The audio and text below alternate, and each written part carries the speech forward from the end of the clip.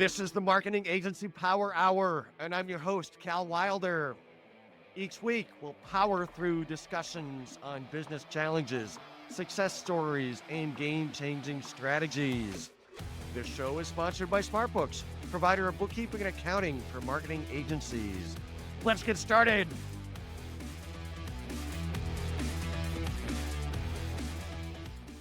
So I'm really excited to be speaking to today's guest. She's a marketing leader, a motivated innovator, a community connector, a growth catalyst, and a mentor. She's a digital marketing expert with over a decade of experience. She was honored by the Long Island Business News as one of their top 30 under 30 entrepreneurs. She's the founder of the Unicorn Network. She's also the president of the Social Media Association, as well as being the owner and founder of Jillian's Circus. Jillian Weston, welcome to the show. Hi, thank you so much for having me. I'm so excited to be here. So, what is the single most powerful strategy for success in your agency now? The most powerful strategy is pivoting quickly. This world is changing so fast at such a rapid rate that you have to be able to move and change as quickly as possible and then back again. COVID was the first really big example of this, where we had a change literally overnight. We used to be an agency where nobody works from home at all. I felt like everybody should be in the office together, even though it was it's virtual. And so when I sent people home for COVID, I was very anxious about that situation. And then afterwards, bringing them back, I was like, oh no, what if people don't actually want to come back to the office? And what if they want to stay home? And so now we actually have a system where employees stay 2 days out of the week in the office and the rest from home. So it actually created a new way of doing things and a better way of doing things. But we had to pivot quickly and we had to make decisions quickly. Another way we pivoted is pricing. When I first started my company 12 years ago, minimum wage was $7 an hour. And today it's at least $16 an hour. And most professionals won't work for less than 2025. So that means that minimum wage has literally tripled in the last 10 years. And so that requires businesses to really pivot and change how they're pricing or how they're sourcing goods or services or how they're paying and who they're paying. So, how have you addressed that specifically with sourcing of talent, or changing pricing or compensation models accordingly? How have you managed through that change? Yeah, we've done several renditions of changing. So I started with just making our prices higher, which resulted in not having as many clients. And I also wasn't really able to help the people that I love to help, which is the small business owner. So instead, we changed how we hire and how we do a pay structure. So our pay structure changed to a 1099 per project instead of the salary basis. And that allows us to expand our business or contract our business based on how many clients we have. And it also rewards employees who have more clients or larger clients. And then new employees or people that have less, or perhaps they only want to work part-time. Maybe they only want to work 10, 15 hours a week. And so they only want, 2 clients. And that helps them also make a little bit of additional income. So their income is really based on their workload and their client base. And that has actually helped us reduce our prices. And our employees are actually making more money than they were before with salaries or even with hourly pricing. So it's very interesting how that happened. And it's been like a win-win-win for everyone. But you really have to do that. I think we pivoted that at the beginning of this year and it's already rolled out. So again, pivoting quickly really does help. Were you able to change the compensation structure with your existing staff, or you largely brought in kind of new staff with the new structure and maybe your older staff kind of phased out or whatever? No, my existing staff is still here. They love it. Again, they're able to make more money through this structure, or they're able to choose their hours more. So if they only want to work 15 hours a week and they want to do a passion project on the side, they have the opportunity to do that. And then they're able, because they're 1099, they're able to be in a different tax bracket where they're able to get tax back as being in their own business. So for things like their car, driving, even working from home, their rent or their mortgage is now partly tax deductible. So they get a lot of money back at the end of that year. So it's literally been like a win-win-win for everyone. And so they not only stayed, but they're super happy about it. So nope, I didn't have to replace anyone at all. I'm curious from a management perspective, you now have, a number of, part-time staff and you've got folks coming into the office 2 days a week. Like, how do you coordinate, do you coordinate so everybody's in the office, the same 2 days, or how do you navigate and make sure you can effectively manage folks who are both part-time as well as other folks who are working from home, 2, 3 days a week? Sure. Process is everything, right? I'm obsessed with process. We have a process for almost every single thing that we do. And if we don't, we will create one. How do we keep track? Of course, we just have a calendar of who comes in when.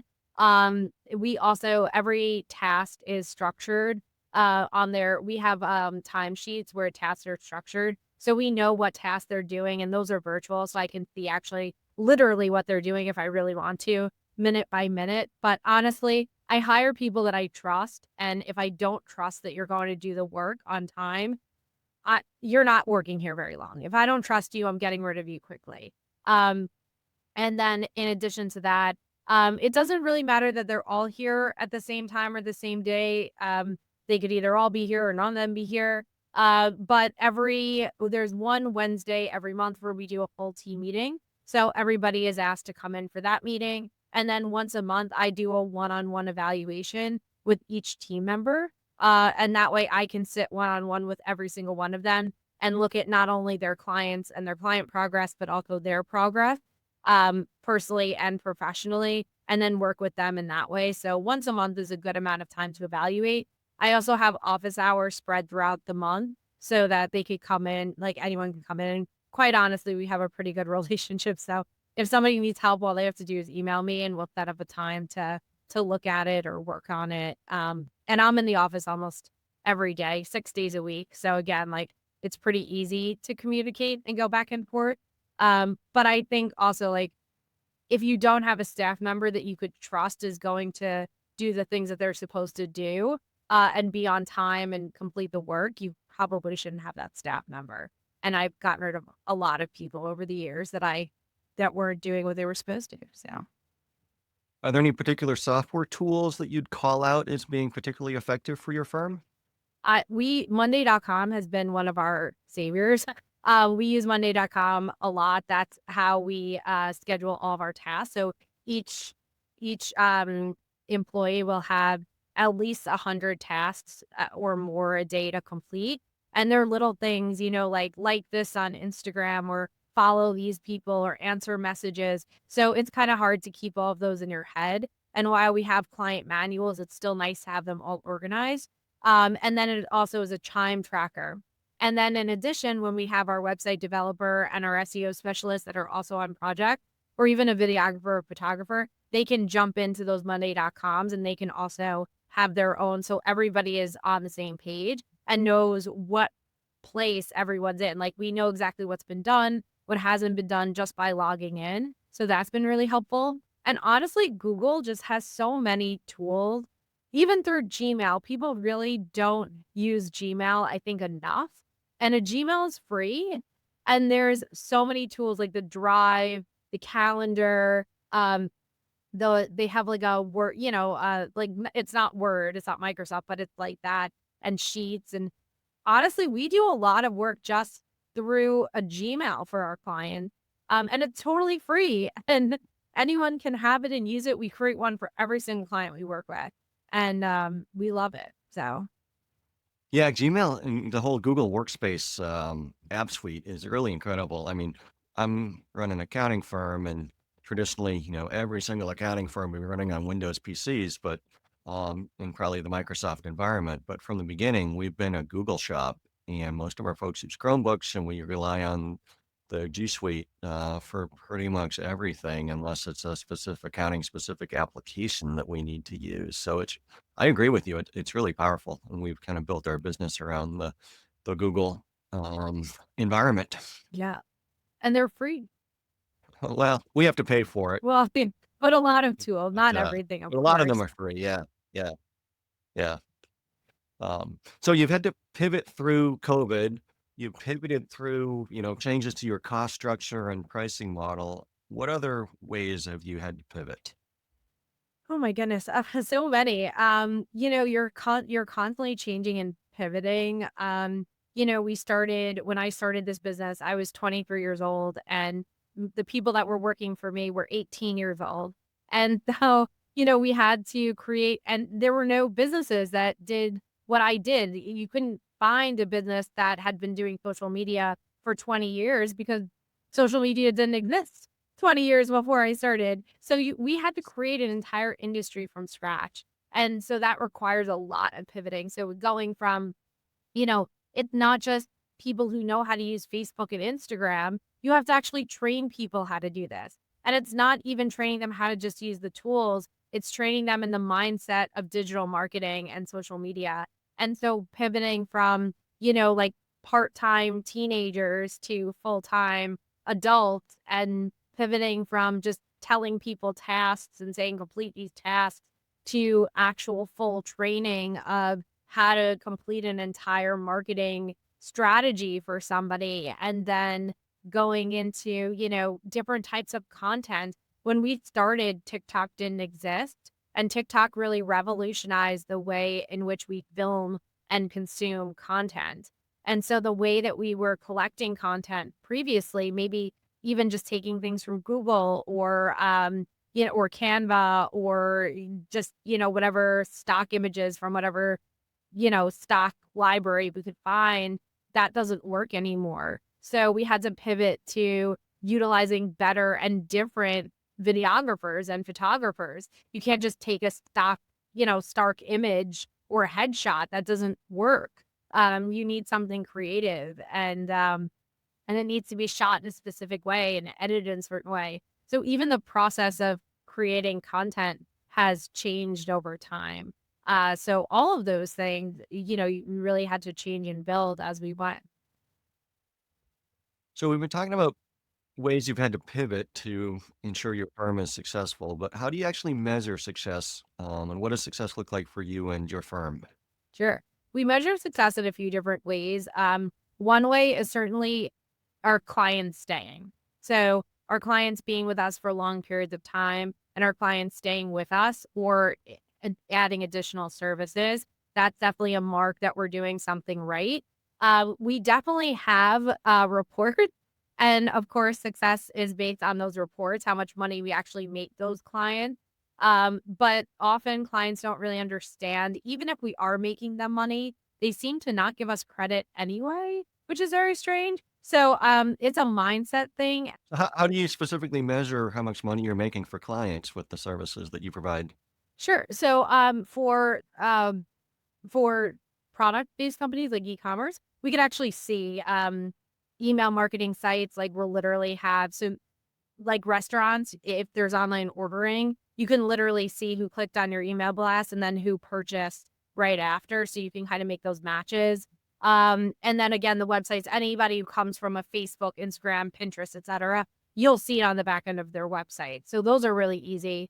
For B2B, we do online networking for our clients, most likely on LinkedIn. So we can actually see, like, we'll start a conversation with someone on LinkedIn, and then we'll see that that conversation actually led to business. So we can do it that way as well. And then there's just averages. Like, if we're getting a certain amount of engagement, then we're assuming that a certain average or percentage has actually moved forward. So there's a number of different ways that we do that. Um, but those are some of them. Certainly, it's not perfect. No marketing ever is. You're always missing data with marketing. But there are some ways that we kind of try to fix that, or at least try to show. So and it's phone calls too. We see the messages that are going back and forth. We have clients where people just message them all the time. They're like, I saw your video and I loved your video and I want to talk to you about this. Well, that was our video. We created that. So they wouldn't have said that unless our marketing was out there reaching the right people, saying the right thing. So those are different ways that we measure that success, um, and how we measure, the success of an actual client. And then on the other side, my other measurement of success is how long my team members stay. And if we have a good, strong team that's independent, do they do the work on their own or do they need my help 24/7? As long as if they're doing the work independently and I have that trust in them that they can do it. And then every time we come together, we have this great, interesting conversation about just how to improve. That's what I'm looking for. And to me, that's successful. And for, your firm itself and you as the owner, how do you measure we're still talking about a lot of Ah, client success, was ultimately what's most important because you're not gonna be, the firm's not gonna be successful if it can't make its clients successful, right? But how do you measure the success of your own firm in terms of, revenue growth or profitability or cash flow or how many hours a week you have to work or, what are the things that go into that I guess I assessment? don't care about myself that much. I don't really if of course we have to have profit. Yes. It's so funny. I started this business when I was 23 years old. It wasn't like I started a business like I'm going to be a millionaire. And I really started it to help other people. And I really kept it going. That's really why I even keep doing it. If I did it for myself, I don't think I would keep doing it because there have been so many times where you're low, or where things are hard or where you're going through really difficult experiences or where cash flow is really low. And it's scary. And so if I did it because of that, I wouldn't do it.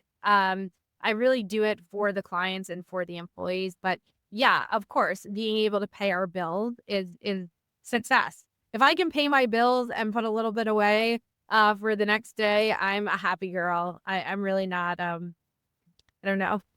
Maybe I Yeah. should want more, but So what are some challenges that, are currently getting in the way of being more successful or you've recently had to overcome? people are the challenge. I say it, of course, sort of a joking way, but I'm like, if everyone just did what I said to do when I say to do it.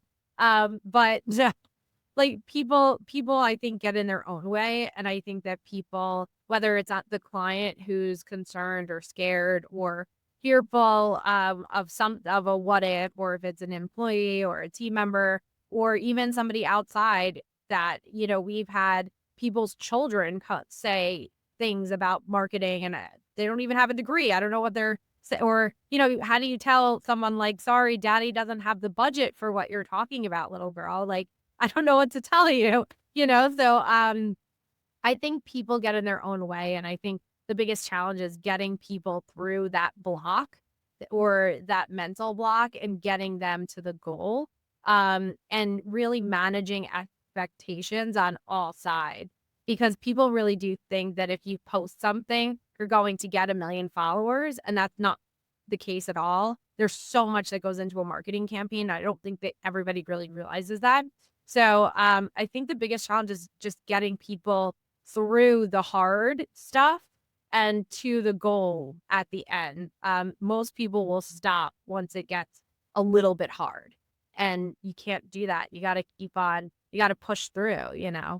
What are some of the ways you get folks to appreciate the whole process and reasonable expectations? How do you manage that? It's really hard. It again, it depends on their mindset. If they are people who want to get through it, then they will. Um, but sort of, it's a lot of just giving them examples of things. So like, social media is like exercise and working out. It's not something that's just a linear.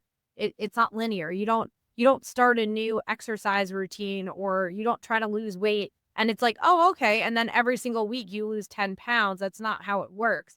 When you start a new exercise routine or a new healthy eating routine, you do it and then you lose some weight and you're all into it in the beginning. And then, you fall off and then you come back and then, some mental thing gets in your way or you have an emergency that stops you from exercising and you gain some weight. It's never linear and marketing is the same way. It in the beginning, it's all the stuff that we're doing. And over time, you start to reach your goal, and then some mental thing gets in the way. Like, you have to be able to get back into it. So it's sort of coming up with stories or pictures like that that people can understand and relate to. And I think that that helps people sort of like get through and understand a little bit better the feeling of it and what's on the other side.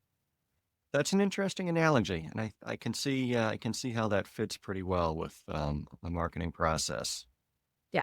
What is your take on the finance side of managing the accounting and finances? I got to ask you at least one question in this area, since that's my day job, running an you know accounting and bookkeeping business. Yeah. And as I confess, this is definitely your expertise and not mine. I'm not the best at finances, which is why I went through a lot of different ways. I originally just had an accountant, but now I really needed more. So I brought in a bookkeeper. She comes in once a week, and she's the person that really helps me with all of this. As a small business owner that doesn't have a CFO in my company or, really has that sort of financial brain, I really did need a partner because we get so much mail from all these people, like the taxes and the workers' compensation and all of these New York State. And we don't really know what all those things are. And often they make mistakes and they send you the wrong information or they send you something that isn't accurate. And you, I don't know what to say to these people. I don't know what I don't even know what I'm supposed to have and what I'm not supposed to have. I don't know what my rights are in this way.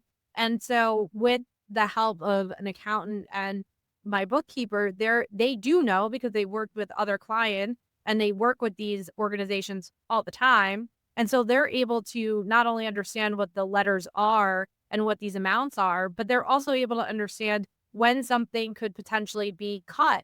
Like, is there a fee that doesn't have to be there? Or was this a complete mistake? Or was this already paid?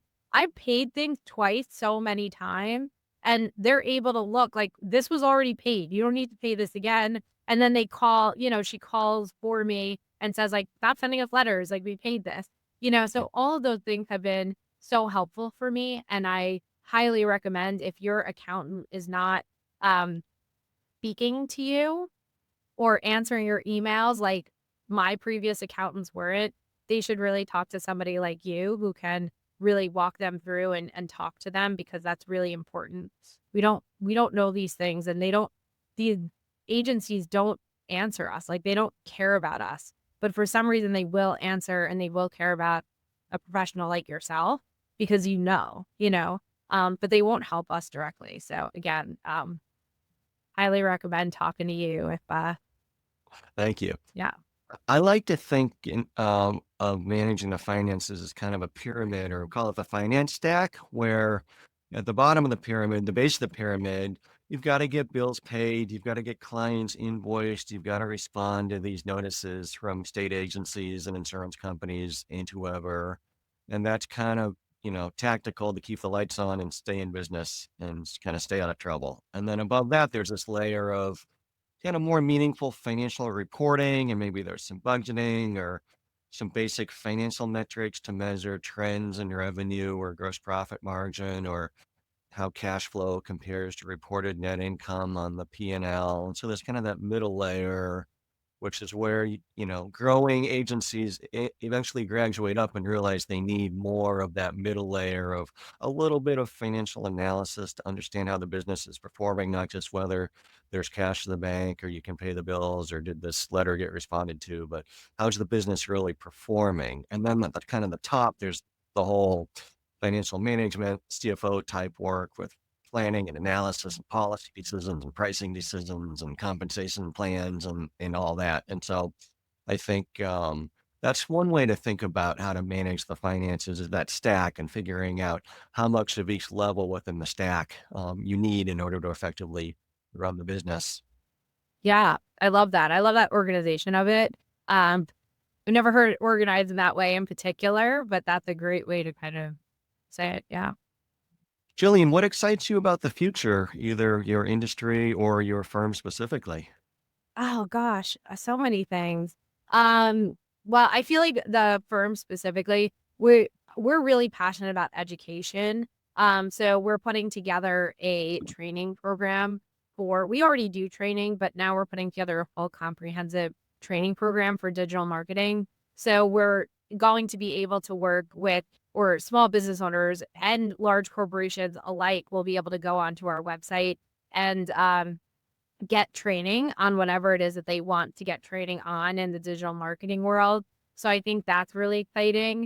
Is that going to be like a subscription service where people pay to access the online training? Yeah, so actually the Social Media Association already has that. They have a subscription service. It's $20 a month and you get this training. And it's training from all different marketers, like many of us. So that already exists.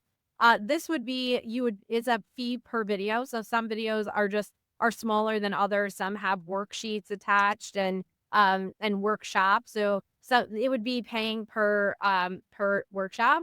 So a la carte, if I want to learn about, how to effectively post on LinkedIn, I can go learn about LinkedIn. Exactly. Yep. Okay, So it's cool. all exactly, it's all a la carte. So and yeah, I mean, so I'm really excited to launch that. And again, education for digital marketing is really my passion. I really believe that there is not a lot of really great education around this industry. And I love the fact that I can provide it and teach people because I believe that an educated buyer is the best buyer. So I just wanted many people to know about this stuff is possible. What else excites you?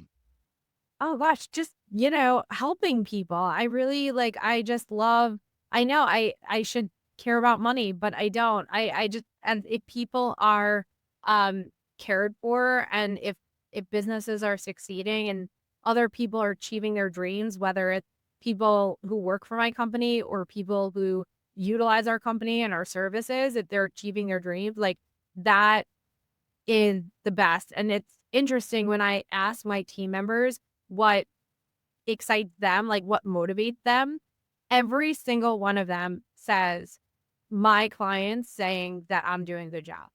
Every single one of them.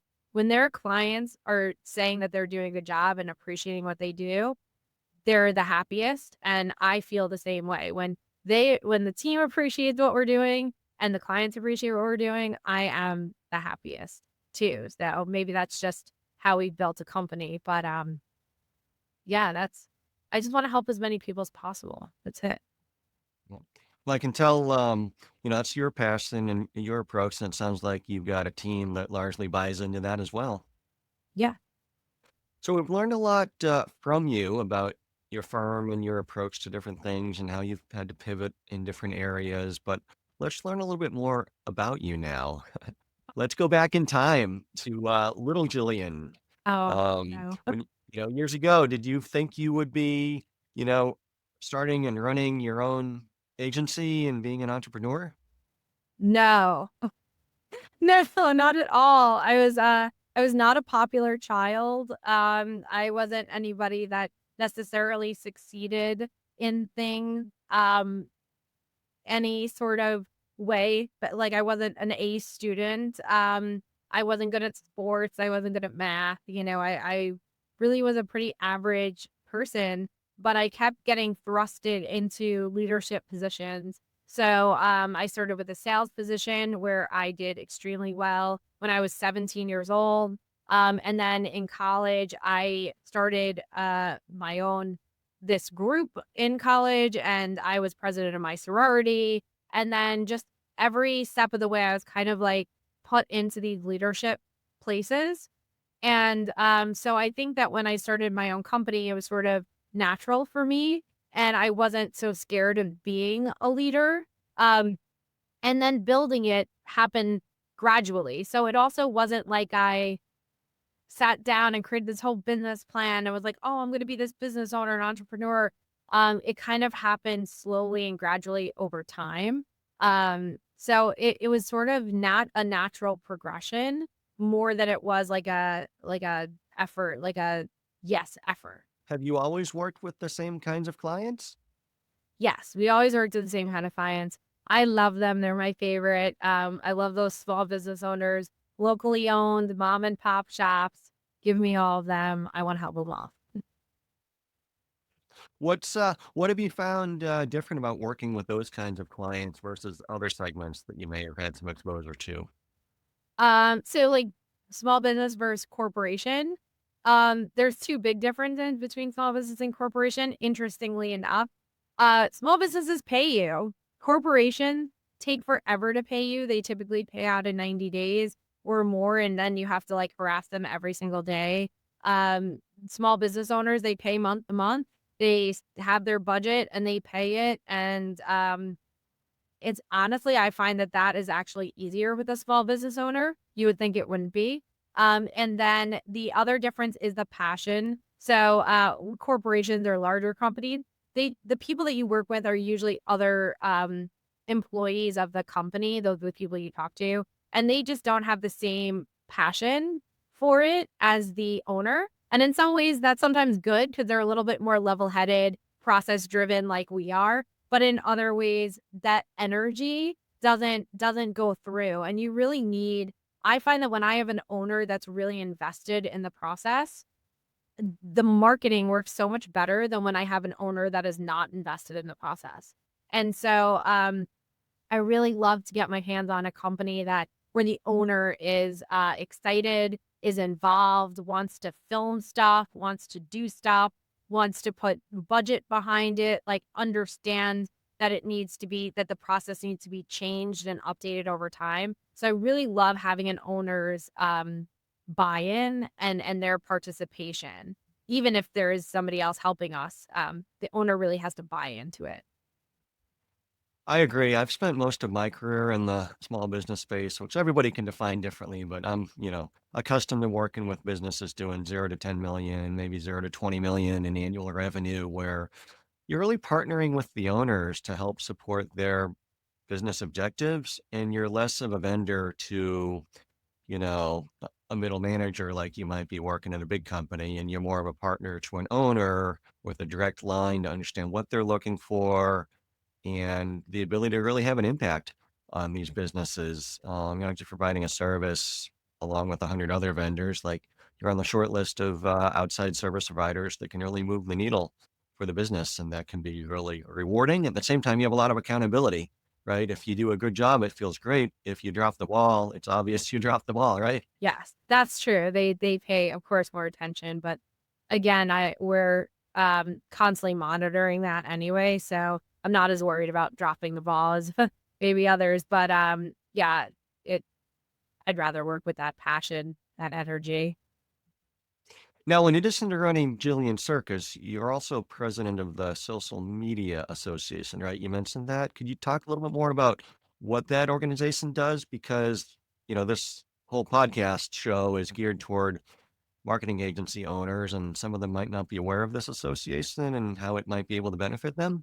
Yeah, the Social Media Association is an amazing organization. It's a national nonprofit, and our mission is to inspire and inform the digital marketing community. So essentially, we bring together anybody and everybody who's involved in social media, digital marketing, or anything that supports social media. And we hear from everybody. So you can sign up to be a speaker. You can watch the videos that we have. You could attend some of the events that we're hosting. Um, and we have student fees, student memberships and regular memberships and all kinds of stuff. And we're really, again, my passion is to inform marketers, and they really help me and others in that mission.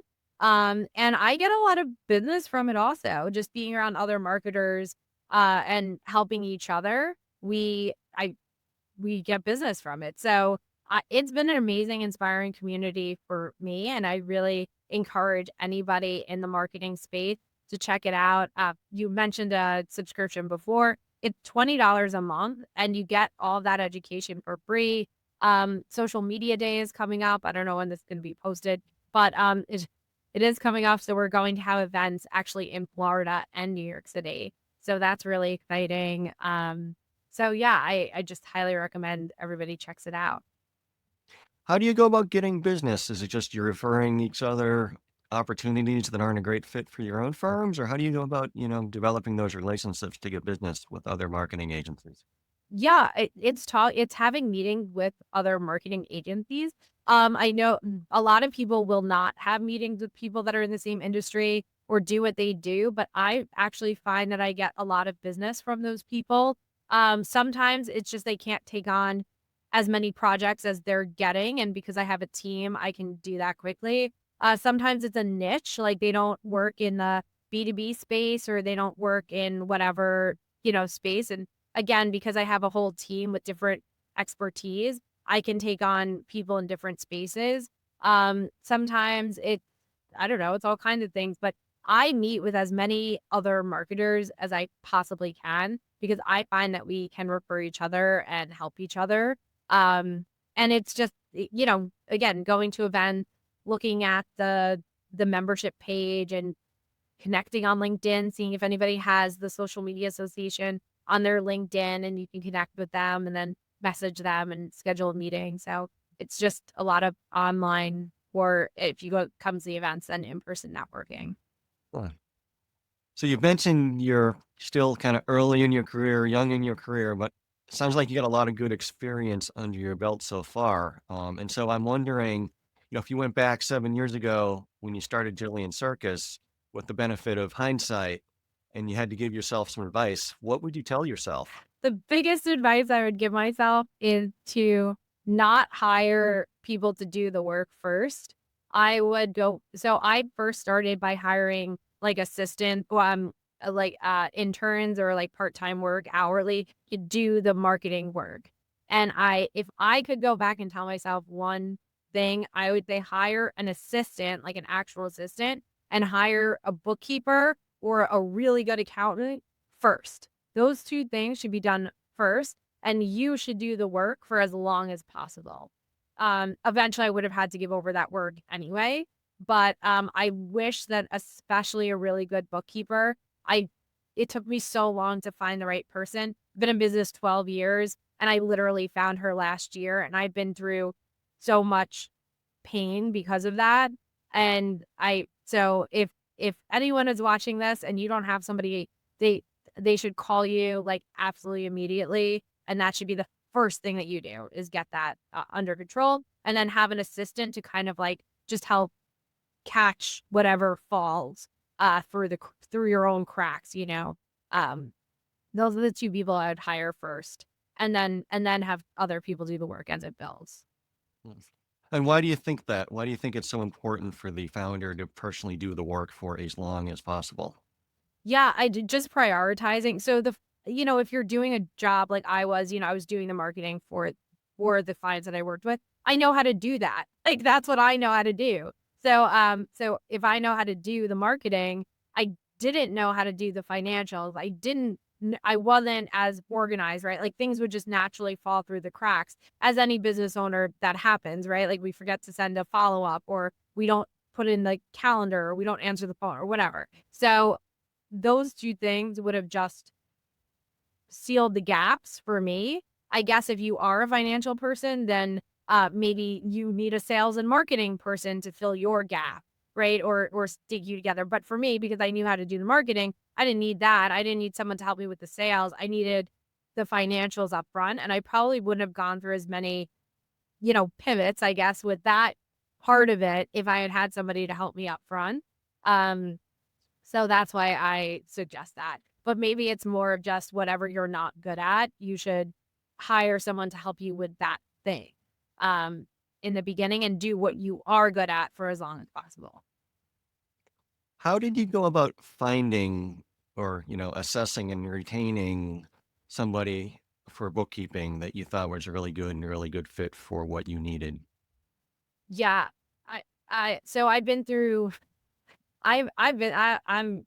honest about it. I've been through, I think, 3 actual accountants, and another bookkeeper, and they weren't solving the problem. They weren't answering me, they weren't solving the problem. I kept getting more problems. I didn't know exactly what wasn't right, but it didn't feel right, like something felt wrong, like it felt like things were going wrong. And, so I went on Alignable and LinkedIn, and I just, like, searched bookkeeper accountant, And I literally called like whoever came up, like whoever I'm connected with on Alignable or LinkedIn who said bookkeeper accountant. I just called them all. I called every single one. And I saw first who called me back, like did, because a lot of them didn't, who answered me, who called me back. And then from there, I kind of assessed like how did that process feel from there? Was it very transactional? Did they ask me any questions like, what is your business like? How long have you been in business? Like, did they ask me any qualifying questions or did they just send me pricing? Um, and Jackie, who I ended up hiring, she had all the answers before I asked them. And that's what I really liked about her. The minute I called her, first of all, when I messaged her on Lineable, she answered me right back pretty quickly, which I liked. She had a call with me pretty quickly. So I liked that she was trying to find more information before just quoting me randomly. And then she said, "Oh, you need somebody to come in once a week." And I was like, "Oh, yeah, like, that would be really great and helpful." And she was like, "Okay, and you need this." And I was like, "Yeah." And she was like, "Okay, and I'm gonna charge you this." And it was, like, a reasonable amount of money that was affordable for me, and I was like, "Oh, okay." And then I thought it was too good to be true, so I brought her in for an actual in-person interview, and she is willing to use my computers instead of, like, her what she does now. Now I trust her, so she was her own. But in the beginning, she kind of allowed me to kind of, like, seep into that. And, the problems that I was having, the tax issues that I couldn't understand, my other bookkeeper was not only not fixing them, but they weren't even answering me, and it was taking months and months. She fixed the problem in 2 weeks that they had taken 4 months to not figure out. So that was another sign that she was great, and, she also helped me figure out, like, the pricing structure, like you're saying, like, that pyramid, I never, again, like, thought of it in that way, but she does talk to me about all those different things, and so, again, like, all of these things all together, was why I felt like she was a good fit. That's great. I'm glad you managed to find someone who sounds like maybe a diamond in the rough. They're hard to find, Ah, but when you have one, it's great to have. yes. So, what do you like to do outside of work, Jillian? Ah, gosh. Rest. No, honestly, anything with people, friends, family. I like to do anything that's fun. I love to go to a really cool, nice restaurant, with like a cool vibe. I love to go into the city. I love to travel. I've traveled a lot. I know everybody says that, but I do. And yeah, people. I like people.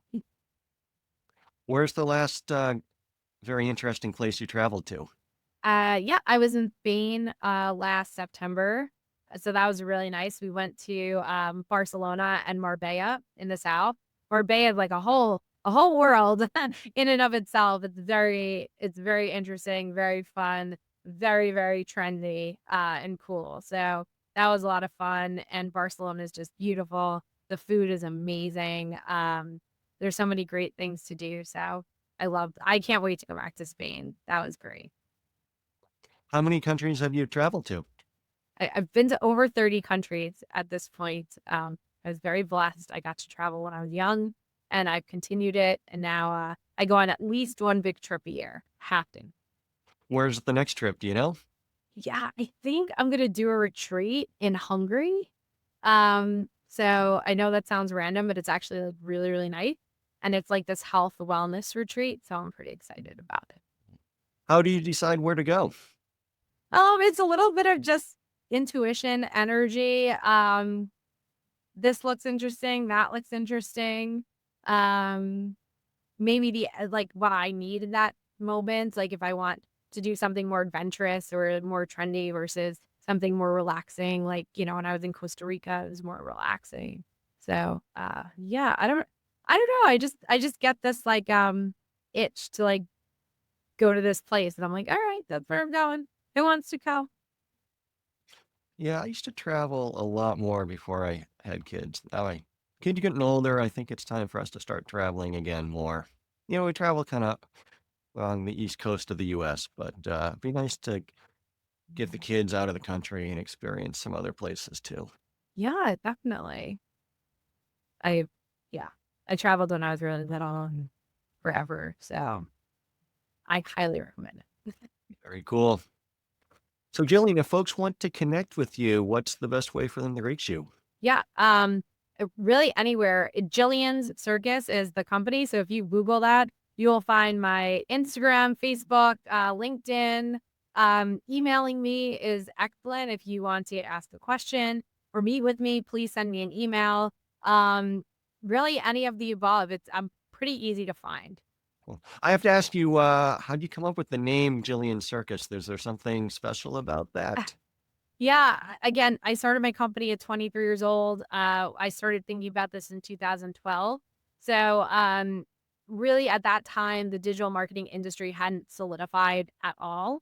And I was very conscious of the fact that I didn't want my company name to be dated or become outdated. I was conscious that this world could change quickly. And so I wanted something different. At the time, I was the only employee, so Jillian was the first part of it. And then elephants are actually my favorite animal. They're female led. They are very powerful creatures, and yet they choose to be very kind.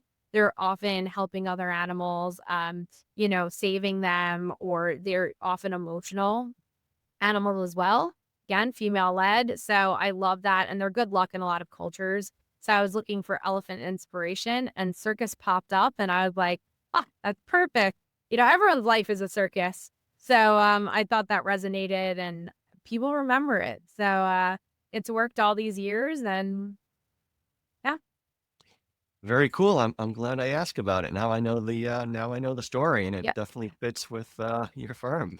Yep. There's more to it, yes. Not just a cool name. Yeah.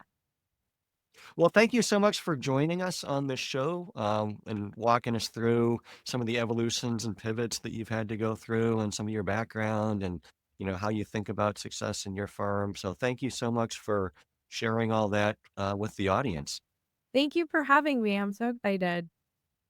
So for those of you listening, if you've learned something today or were intrigued by what you've heard, please share that this podcast exists. Give it a rating on wherever you listen to podcasts. Let's share this podcast and get this good information into the hands of other people and help out your fellow marketing agency peers. Um, Thanks again, Jillian. Thank you. This has been another exciting episode of the Marketing Agency Power Hour. We'll see you all next time. Another episode in the books. Thank you so much for tuning in. For show notes and more, please visit marketingagencypowerhour.com. This show is sponsored by SmartBooks, providing marketing agencies with bookkeeping, accounting, and finance support. With SmartBooks, you gain the clarity and confidence to make your agency a success. Until next time.